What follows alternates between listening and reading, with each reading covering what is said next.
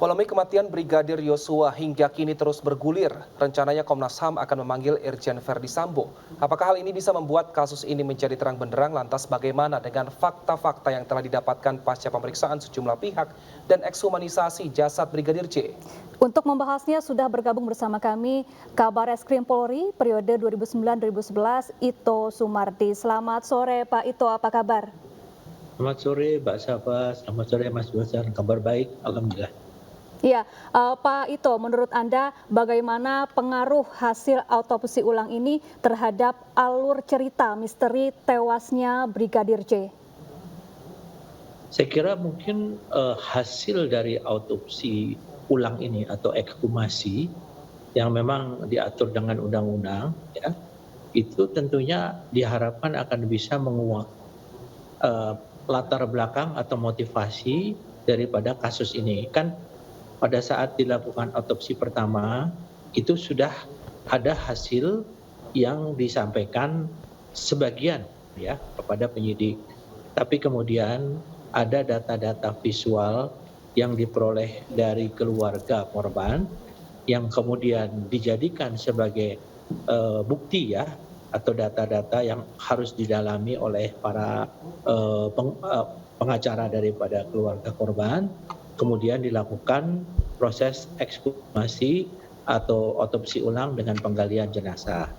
Nah, tentunya setelah kita mengikuti dalam ekshumasi ini kan dilakukan oleh unsur-unsur tidak hanya Polri saja, bahkan dari luar Polri. Bahkan ketuanya itu adalah dari kedokteran forensik yang bersifat independen. Kemudian juga laboratoriumnya nanti di RSCM. Diharapkan apa yang menjadi keganjilan-keganjilan di masyarakat, ada kesan bahwa hasil otopsi pertama itu adalah ditutup-tutupi atau kemungkinan ada kesan direkayasa, nanti akan terjawab. Nah, tapi tentunya kita harus menunggu dulu hasilnya, nanti akan dicocokkan hasil otopsi yang kedua dengan hasil otopsi yang pertama. Kemudian tadi juga disampaikan bahwa Komnas HAM akan memeriksa. Kalau kita melihat dari Undang-Undang Nomor 39 Tahun 99 tentang hak asasi manusia, itu bukan tugas Komnas HAM untuk memeriksa, tetapi meminta keterangan. Karena apa yang disampaikan oleh orang-orang yang dimintakan keterangan ini sifatnya bukan pro justisia, tidak bisa digunakan untuk proses peradilan. Yang berhak untuk meminta keterangan atau memeriksa secara pro justisia adalah para penyidik. Namun demikian, karena sekarang situasinya adalah kasus ini sudah menjadi konsumsi publik dari perhatian daripada Bapak Presiden. Jadi apa yang disampaikan oleh Komnas HAM tentunya berasal daripada hasil penyelidikan atau penyidikan yang dilakukan oleh penyidik Polri. Dan Komnas HAM di situ juga hadir, ya, sehingga di sana tidak ada lagi kesan bahwa ditutup-tutupi.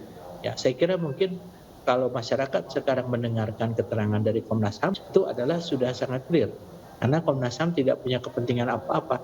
Tapi data-data hasil pengecekan CCTV, otopsi yang kedua, otopsi yang pertama, termasuk penelusuran daripada jejak digital pada HP korban ini, semua data-datanya disampaikan secara lengkap dan transparan kepada Komnas HAM yang dilakukan oleh fungsi-fungsi yang ada di Polri. Nah, mudah-mudahan dengan otopsi kedua ini paling tidak bisa membuka tabir ya penyebabnya.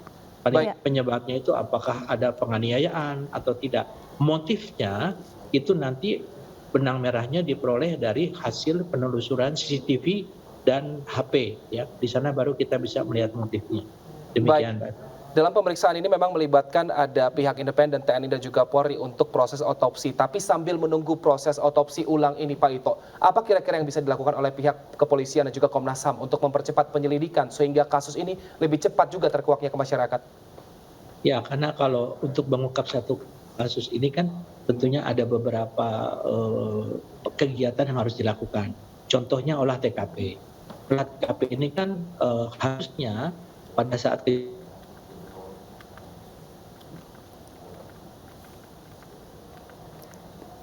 Baik, sayang sekali komunikasi kita terputus. Terima kasih Komjen Purnawirawan Ito Sumardi telah bergabung bersama kami di iNews Sore.